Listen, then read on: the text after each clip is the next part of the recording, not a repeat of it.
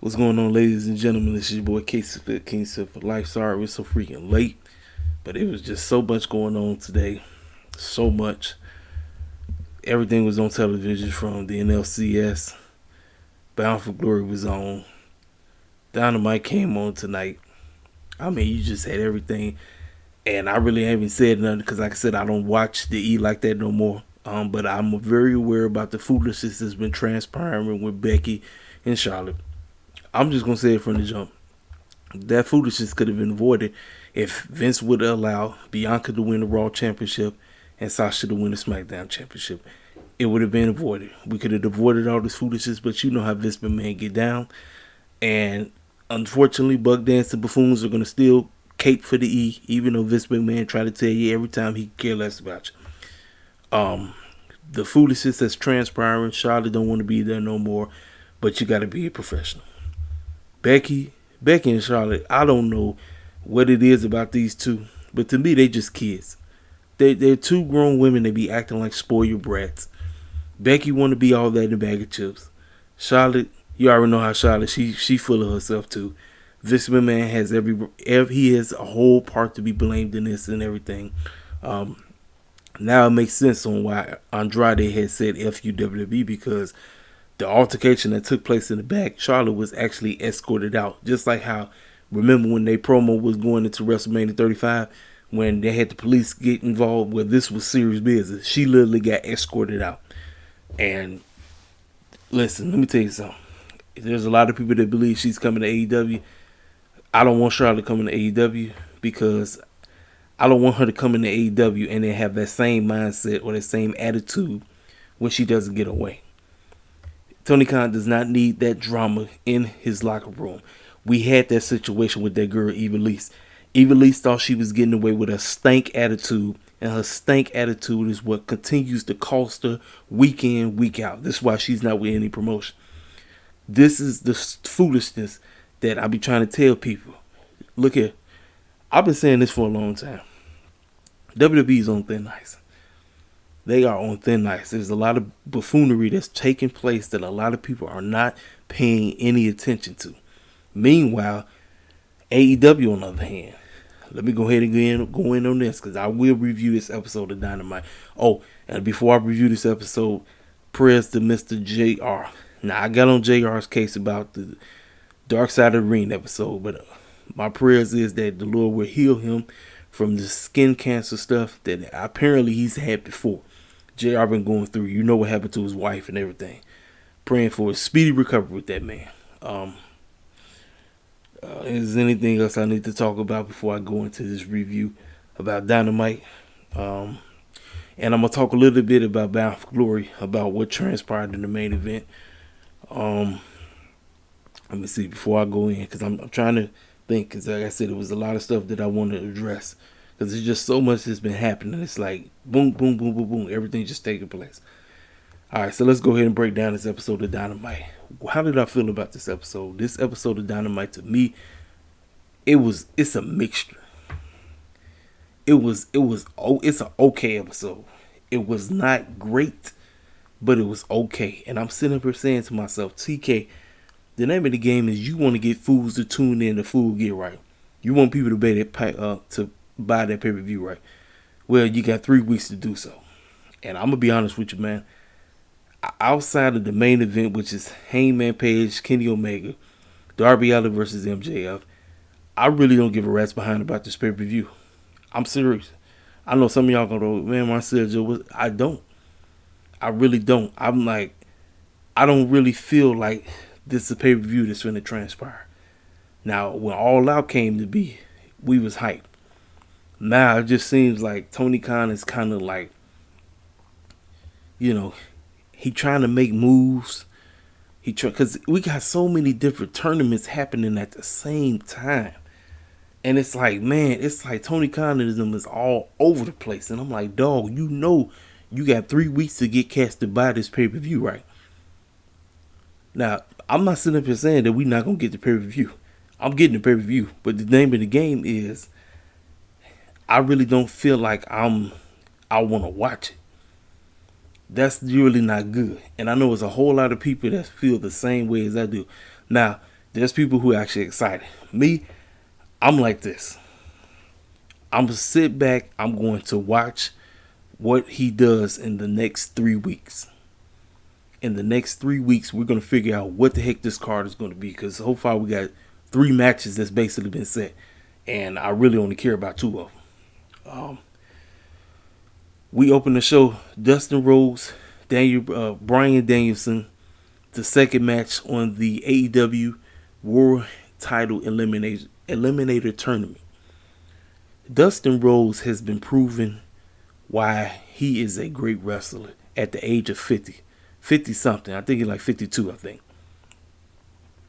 Or 55. I think he's 55.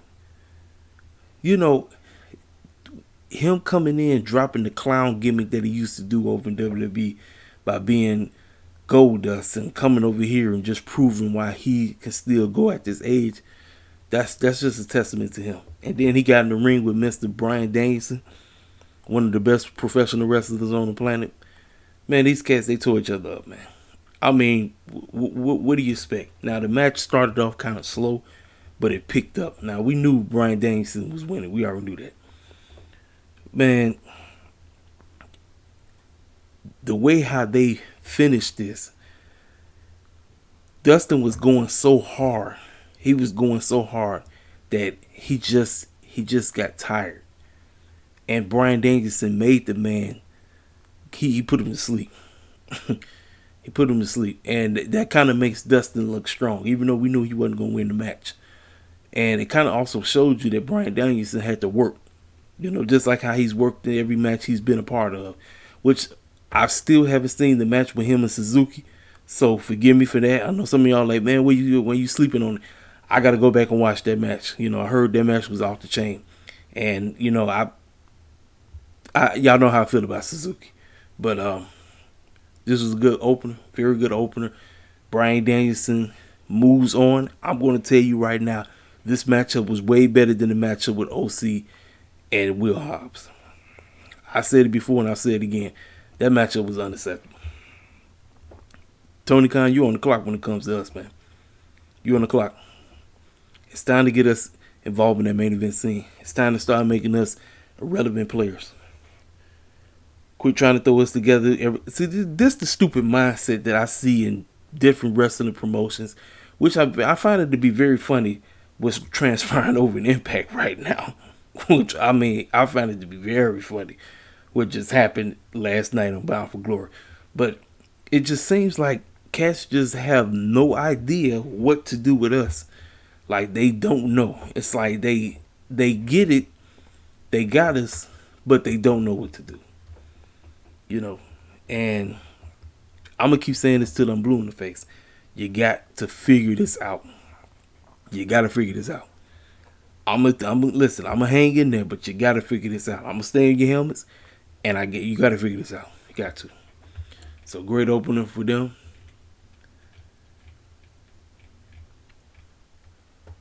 So, we get a promo in the back. Kenny Omega and the Kenny Omega, he's with his boys, he's with the Elite. Now, let me tell you something. Let me tell you something about Kenny Omega. We are coming to the end of Kenny Thanos' run. And I'm going to say this right now. Personally, I personally feel that Kenny Thanos' heel run did not live up to the expectations that it was supposed to. And I blame COVID on that. I blame them not being able to do everything that they wanted to do, because there was a lot of that they wanted to do with the New Japan scene, where they wanted to go over there with them instead of them constantly coming over here. I think him, even though the match with him and Christian was great, with Christian winning the Impact Championship, I think that's what affected his Impact. I mean, that's what affected his AEW title run. And the way how he was talking, I kid you not, the man sounded like he was not really, he wasn't angry, but he really wasn't satisfied. And he just sound like, I don't know if y'all remember the video game Crash Bandicoot, but I remember the third one. This is when Cortex and the evil Uka Uka, This is towards the end of the game. So you get into the end of the game. Cortex pops up and he said, this is the part where I'm supposed to be extremely angry. Because he comes up, he's laughing. He sounds like he's crying, but he's laughing. Kenny Omega sound like that. And then he tried to cut this promo on him. Basically said that you got the fans basically saying cowboy poop. But really, I'm going to make the fans say what you really are, which is a coward poop. That's what you are. You are a coward piece of poop. You know, AEW's favorite word is the S word. They love it. That is their favorite word. That's all they say. I mean, everybody says the S word. Everybody. Listen, I'm looking forward to the match. But like I say, for me, I think when we get to the end, when we overall look at Kenny Omega's AEW title run, I'm going to be honest with you. I think it was mid. It could have been a whole lot better. I was looking for more. I was looking for more from Kenny Omega's title run, but it just felt flat. It had its highs but it mainly had its lows. And this is no disrespect to Kenny Omega, because I think Kenny Omega is one of the best wrestlers on the planet. I mean, it's the reason why they put him down as number one in that kayfabe PWI crap. But it's just for me. I just think Tony Khan and Kenny Omega and them, they had plans on what they wanted to do, but it just felt flat. It feels flat. Now I'm looking forward to Hangman Page winning this thing. And then I'm looking forward to seeing what Hangman does with the championship. Because it's all about elevation. Alright. So FTR cuts the promo. This is a mixture. It's FTR with Alex Abrahantes and Pentagon Jr. talking about the tag team titles and how they took the AAA titles from them and how they are solidifying their legacy as the greatest tag team of all time. But they're missing something. They're missing the AEW tag team titles. And then that's when Pentagon Jr. said, you messed me up. You hurt me. You hurt my brother. But you're not taking these titles. And so they're going back and forth talking, but we're going to beat the brakes off you. All this crazy stuff, right? So this is what I'm sitting there saying to myself. So we get to Full Gear, right? And obviously this is the matchup we're going to be having. But like I said, you still got Proud and Powerful in the background. Excuse me, y'all. Yeah, we still got Proud and Powerful in the background. So I'm sitting saying to myself, like, You know, like I said, the promo was great. It was great. You know, this is the goofy part. Ray Phoenix stay getting hurt. Ray Phoenix be getting beat up so much. It don't even make no sense. I'm like, I know he's selling the injuries, but man, Ray Phoenix be getting his behind kicked every week. And my goodness, Alex Abrahantes, that sore on the side of his face, man, I'm like, they messed him up. They messed him up. I'm like, man. So now we got MJF. This is about to be MJF scene. So Tony Schiavone introduced Sting. Sting comes out there and he's about to address the situation about Darby Allin. You know, Darby Allin has not been able to fight because he's hurt. And we know what we're saving these for. We still got 3 weeks before Full Gear. So we're not going to see MJF and Darby until Full Gear, because that is the matchup going into Full Gear, those two. So Sting wanted to address the situation, how Darby is doing. But as soon as he tried it, that's when MJF came out. The crowd went completely crazy. Y'all know they can't stand that man. This fool came out there, as always, yelling, screaming, disrespectful, and the fans was telling him to shut the F up and all this crazy junk. I'm like, look here, man. MJF is one of the most over heels in the game. Like I said, the boy could talk his tail off. I talk about this all the time. The day he wins the AEW championship, it's going to be must-see television, because I always want to see him get his behind kicked. I want to see that man get beat down every day. And they're teasing Wardlow becoming a babyface. They are teasing the situation that took place with everything that was said, everything that was spoken. They are teasing it. MJF afterwards, right? Sting was right there. Sting tried to beat the brakes off of all of them. Shawn Spears came out there. Wardlow was out there. Sting got beat down. He got tore up. So pretty much they were sending a message to Darby Allin saying, hey, we beat your homeboy up. What you gonna do about it? You ain't gonna do nothing, sir. Nothing. And he always says, I'm better than you know it. You know, so it was an excellent segment. Great. Now MJF starting to sound like a clown too. Listen, let me tell y'all something. Let me explain to you all what I mean when I call people clowns. Because some people really don't understand that terminology. Some people think I'm just taking a shot. No, I'm saying that because of how they present themselves on television. MJF was one of the most serious heels they had. But as of late, the certain things that he do and the certain things he say, he's coming across like a clown to me. The Elite, all of them ain't nothing but circus clowns to me. I thought they was going to be taken serious as heels. Matt, Nick Jackson, Adam Cole, Brandon Cutler, Don the Clown, Kenny Omega, all of them, Mike Nakazawa, they ain't nothing but circus clowns to me. Nothing but circus clowns, you know. MJF, on the other hand, is supposed to be a serious deal. Now, some of the things that he be saying, the way how he be presenting himself, I said, man, you know you sound like a goof. And I'm supposed to take you serious. You get my drift? That's what I mean. Some people are like, well, which heck are you talking about? This is what I'm talking about. This is not me knocking. You know when I'm being disrespectful, when I'm calling somebody a clown, when I'm being disrespectful. That's not the case here. I'm calling them a clown because of how they being presented on television or how they coming across when they speak. You get my drift? So, in the back, we got Tony Schiavone with Miss Britt Baker. She cuts a promo. She talks about how Ted Conti, all you do, like you done stuck your nose into my business when all you do is shake your butt. Well, get this. I'm going to get your butt. I'm going to whoop your butt at Full Gear. So, obviously, that's the match that's been set up. This is where I have an issue with Tony Khan when it comes to booking that women's division. You got to get us to care, Tony. You had to put forth more of an effort. We are rooting for you to get the women right. We are rooting hard, but man, you got to put forth more of an effort. I would have been more happy if Tay was getting victories over Rhea, over Rebel, Rebel, not Reba, Reba, not Rebel,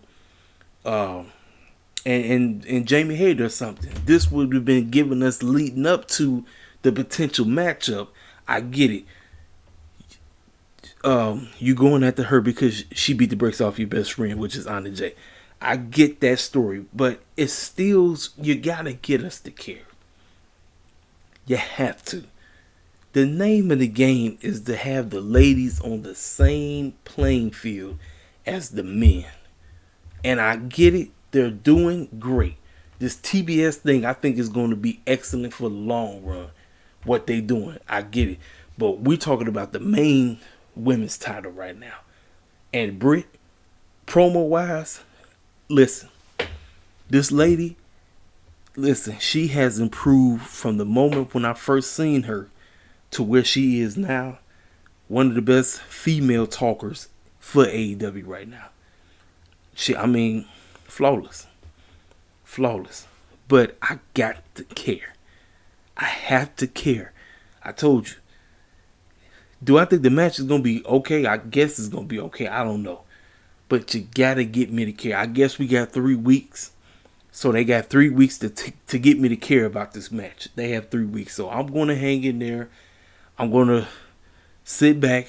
I'm going to relax. And I'm going to watch Tony and them do work when it comes to this situation. So we get the second matchup. Is this the second matchup? No, this is the first matchup. Yeah, this is the first matchup for the TBS thing. Yeah, first matchup for the TBS Championship Women's Tournament. We have Penelope Ford versus Miss Ruby Soho. Now, this matchup, it was okay. It wasn't the best. I'm not finna sugarcoat. Could have been better. I think the ending kind of killed it. Penelope Ford and Ruby, they have somewhat good chemistry, not the best. Bunny came out there. That kind of killed everything. So, Bunny came out there. She tried to cheat. She tried to give Penelope the doggone brass knuckle. And Rick Knox actually seen everything that was going on. So, with her trying to reach for the brass knuckle, she accidentally knocked it out. And then this was where Ruby was able to do her move. I don't know, did she do her move or submission? I'm about to scroll down. I'm going to find out right now. Yep, she did the move. She knocked it out. Roll up, got the 1, 2, 3. So it was like she called herself trying to cheat, but it backfired. And Ruby is now moving on. Now she gets to face Chris Statlander. Now I'm looking forward to this match. because I think Chris has improved big time. Chris was very green at first, but I'm looking forward to Ruby and Chris. I want to see this matchup. I really am. So after the match, Ruby was basically about to get jumped. The Bunny, Penelope, they started to try to, they played the numbers game.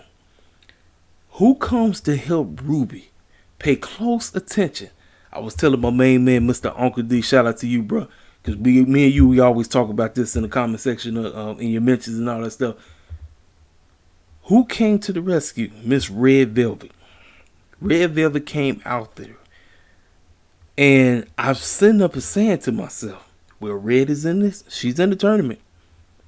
She's in it. And she gets to go against the Bunny, which she's going to beat the Bunny. You do know that, right? So that means she gets to go against her nemesis, which is none other than Miss Jade. I told y'all, Miss Jade seems to be set up to go win the AEW Women's Championship when she gets the wrestling ability. This is the one thing that I'm rooting hard for Miss Jade, is to grasp this wrestling stuff. I don't care. Study it, learn it, teach yourself moves, keep doing it, keep getting better at it, because we are rooting hard for you. There's a lot of people in the IWC that feels that AEW still don't know how to get us into the main event scene, and I understand it. But this is why I root for cats like Jade. This is why I root hard for cats like Red Velvet. This is why I root hard for a Dante, for a Leo Rush, for a Will Hobbs, for a Private Party, for a Captain Sean Dean, for a Big Swole. This is why I root hard for people like that, because I want to for the Acclaim, because I want to see us presented so that when we do get presented, cats gonna be like, all right, we can see them being in the main event scene. We can see them, not being used like how they using us. If you get my drift. But the way how she came out there, she was standing side by side. Now I'm sitting up saying to myself, I said, well, please don't turn Red into a heel.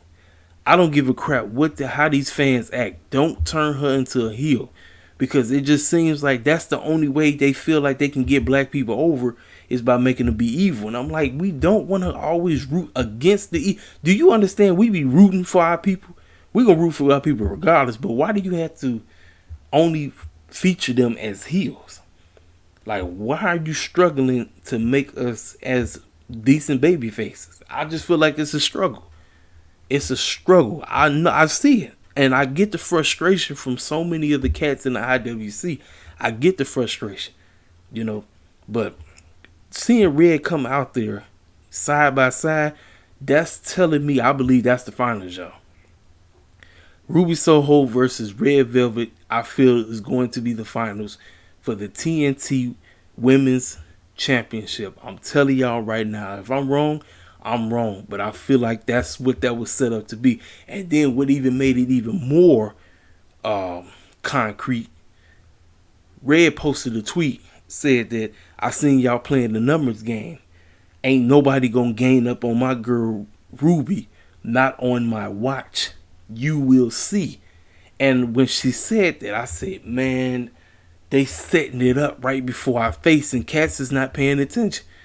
Cats ain't even trying to see it. I'm just trying to tell y'all right now what's about to pop off. It's sitting right there. It is ready. It's like, yo, do y'all see it? And I'm like, man, if they go that route, man, boy, it's not going to be pretty when that show is over, when that time happens. But, whew, I can see it now. The IWC would be a hot mess. That's all I gotta say. So anyway, yeah. So backstage, Warlow was like, "Hey, what was that BS about last week?" And he was like, "Hey, man, listen. Look," he said, "I brought you in, man. You my big guy." But he said, "You got to pick up your weight and all that stuff." He said, "I didn't really mean what I did. I didn't mean to throw you into him like that last week. You know what I'm saying?" But, see, they planting the seeds that once that man win that world championship, Warlow's going to be his first one. This is going to be his first opponent. I'm telling y'all right now what's about to pop off. I'm telling you right now. Then he said, go get an accountability buddy or something like that. It was just some dumb stuff, stupid. Now, for you Bobby Fish fans, I'm sorry. I'm just not a Bobby Fish guy. I am not a Bobby Fish guy. I really wish that he didn't come. Tony Khan, let me tell you something, man. You got a whole bunch of other cats that you ain't using. Yet you go get somebody who does not belong in the singles division. He's more of a tag team guy. He's more of a guy that belongs in the stable. Now, can Bobby Fish wrestle? Yes, but I'm not interested in seeing Bobby Fish on my television. I'm not. This is no disrespect to Bobby Fish, but I'm just not interested. He went against this dude named Anthony Green, which I've seen him before, and you knew this was going to be a squash match. He beat him 1, 2, 3. So after the match, Bobby Fish decides to go heel. He starts choking him. He starts beating the brakes off of him, right? Then who come running out? CM Punk. I said, oh boy. I said, so we doing CM Punk versus Bobby Fish? And apparently this is CM Punk's debut Dynamite match. Bobby Fish versus CM Punk. I said, you mean to tell me I literally had to pay attention to a Bobby Fish match because you're going against CM Punk? I'm not feeling this at all, y'all. I'm not feeling this. I don't really want to see it, but I got to see it. I'm sorry. It's just not my cup of tea, y'all. This is not. I'm like, no. This is the type of stuff that I'm noticing that Tony Khan just do and he think is great. I'm like, no, man, it's not. It ain't great. I'm not trying to see Bobby Fish. I'm just not, man. This clown, man, no. He did the match with Sammy, and that's it. One off, move on, keep it moving. So here we are, quote unquote. Here we are. Shivani's in the back, talking with Lio Rush and Dante, and Lio Rush cut a great promo. But here's the deal, y'all. Here's the deal.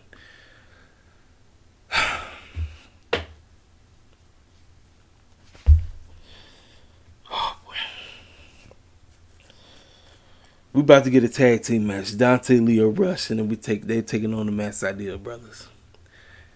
I should not feel like this, but I feel like the Mass Ideals already got this match won. They setting up pretty soon. We're gonna get Dante versus Lio Rush. You know what's coming. Everybody in their mamas know that that's the matchup that's coming. But this is what I'm saying.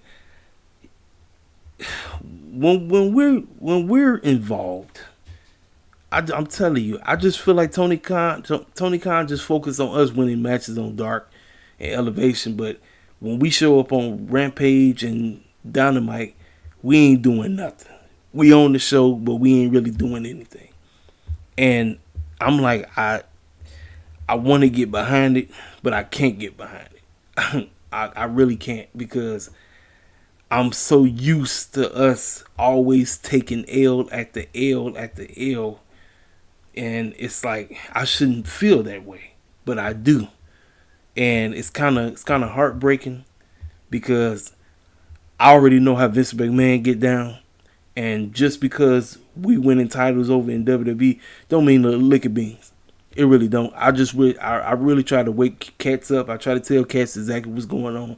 I try to tell cats the real truth, the honest to God truth, that we're nothing but tokens over in the E.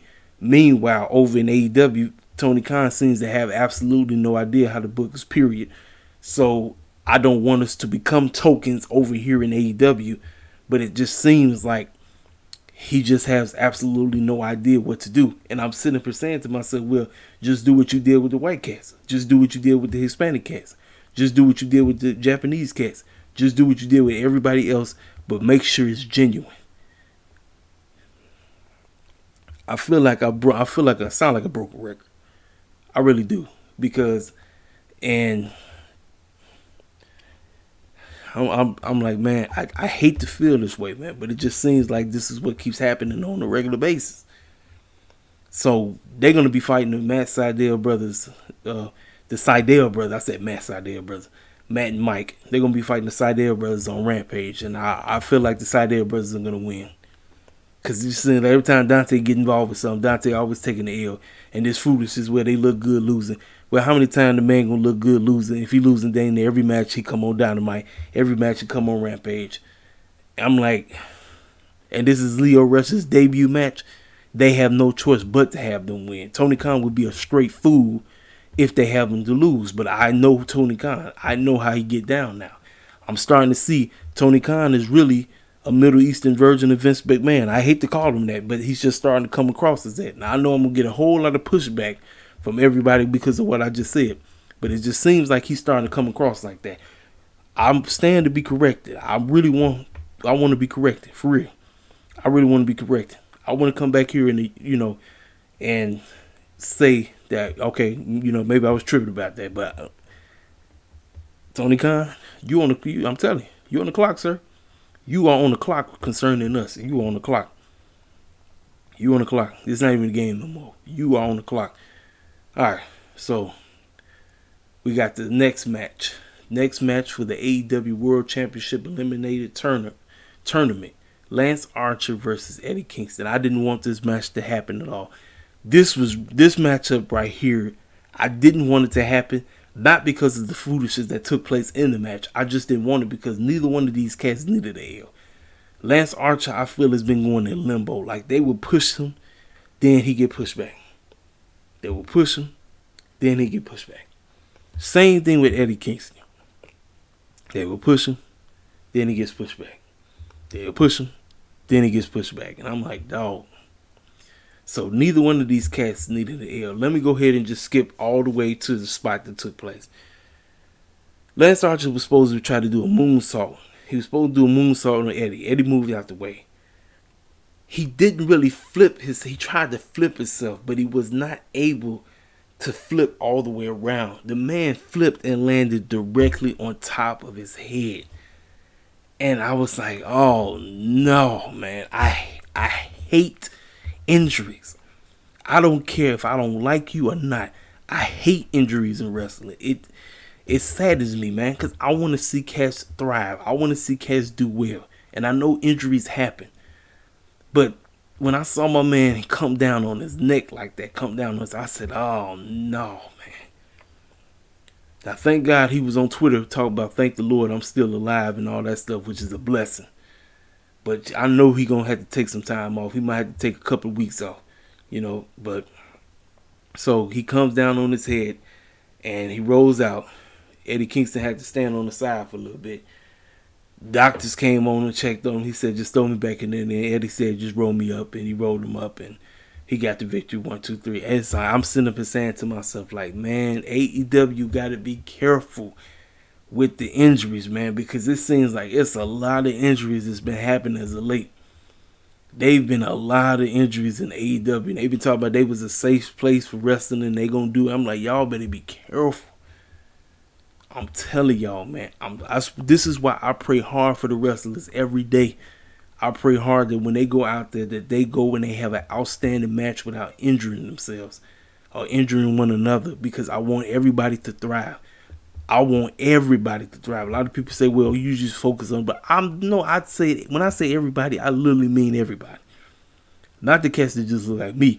I want everybody to shine. I want everybody to be healthy. I want everybody to do well, because if everybody's doing well, we're going to have an outstanding product. This killed everything, man. After that happened, I was like, man.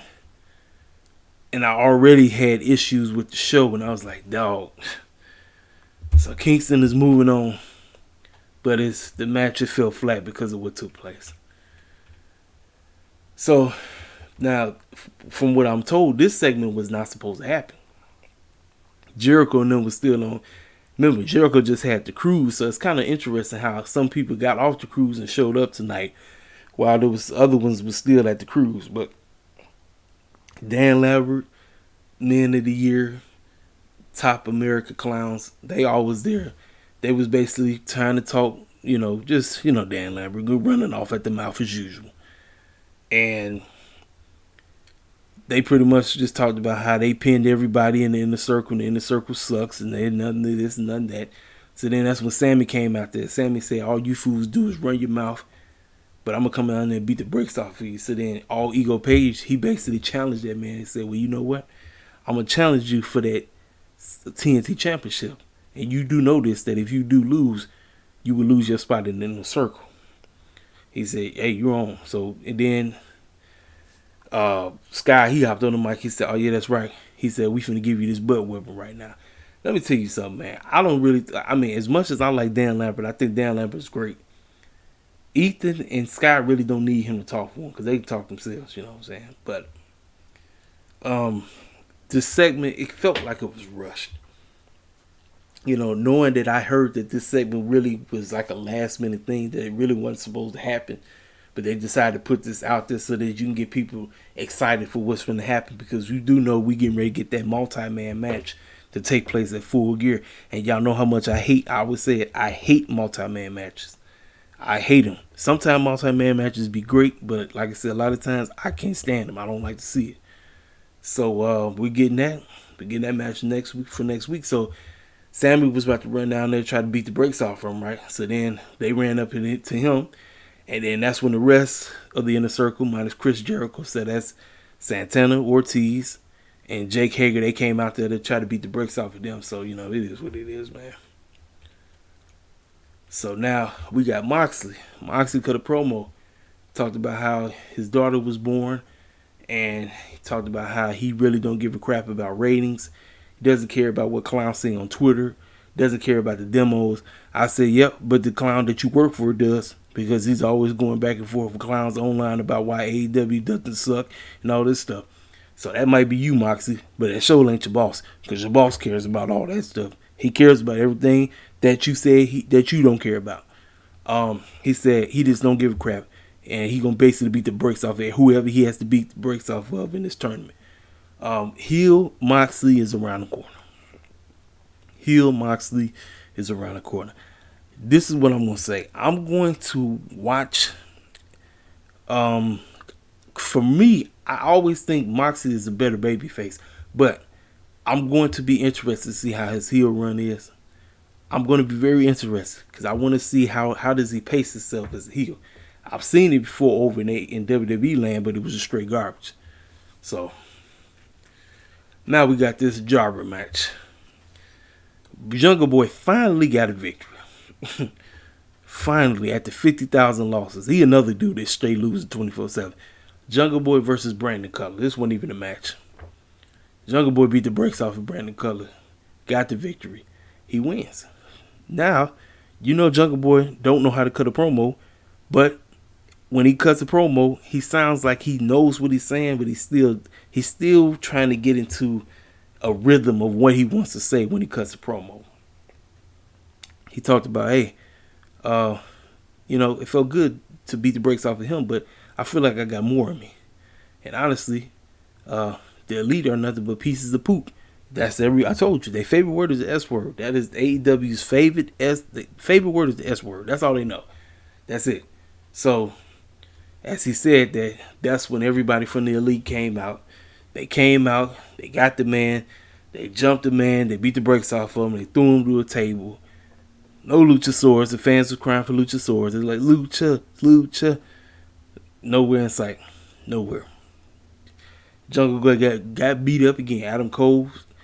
Let me tell you something. I told you, the wrong clowns are heels and the wrong clowns are baby faces. This is one thing AEW got to figure this out.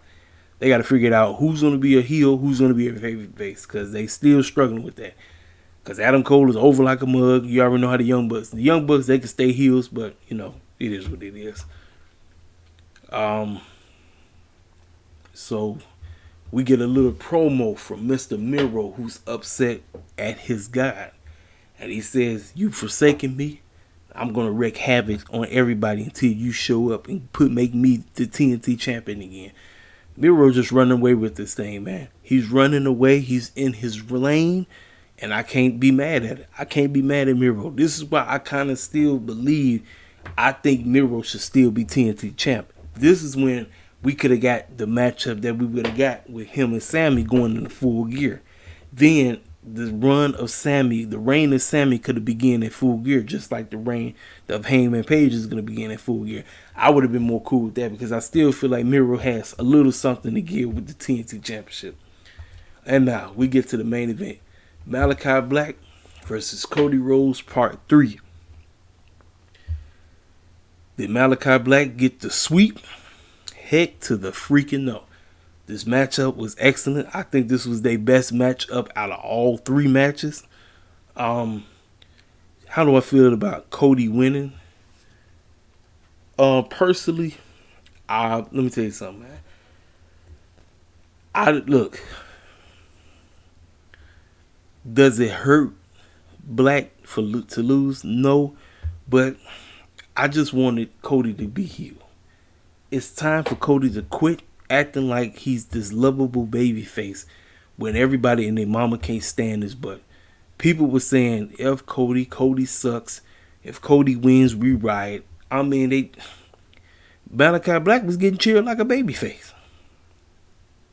So, the chaos that took place in this match, you had everybody and their mama showing up, from Andrade to Pac.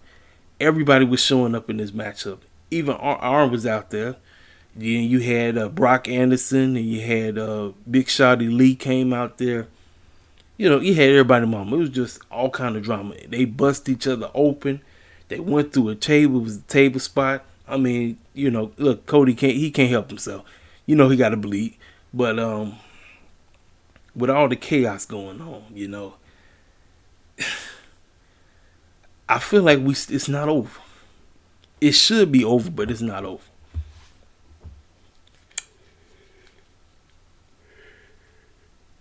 Sorry, y'all. Like I said, it's so super late. But Cody gets the victory. The main event saved this show. I'm gonna be honest with you. The final result, it's up in the air with me. It's up in the air. You know, I think it was the right decision, but I just still feel like, you know, Cody wins again. Great. Shout out to my man Jeff, who called him Cody Cena. So I'm like, yo, he crazy to say me that one. But man, I don't know, man. We got 3 weeks of Full Gear, and I don't know. I'm just not excited for Full Gear like how I was for All Out. I was more excited for All Out. And I just feel like Full Gear is about to be made in just 3 weeks. They got 3 weeks, 6 episodes to get us hyped for Full Gear because they got Rampage and Dynamite. And I think maybe the fact that it was on a Saturday night, it just felt different. But overall, I thought this episode of Dynamite, it was an okay episode. It wasn't great. It wasn't even really good. It was just an okay episode. You know, the spot with Lance, that messed up everything. Just certain things like, and I'm just sitting up and saying to myself, like, did you really need to do that? You know, y'all already know the situation concerning us. I'm gonna stay on Tony Khan helmet until he get us right. You know, Cody winning, great. You know, it is what it is, man. But I don't know what y'all think, man. Hit the comment section up. Tell me what y'all feel about it, man. Tell me if you're excited for Full Gear or not. This your boy Casey Phil, King Self for Life Wrestling It Takes. I'm gone.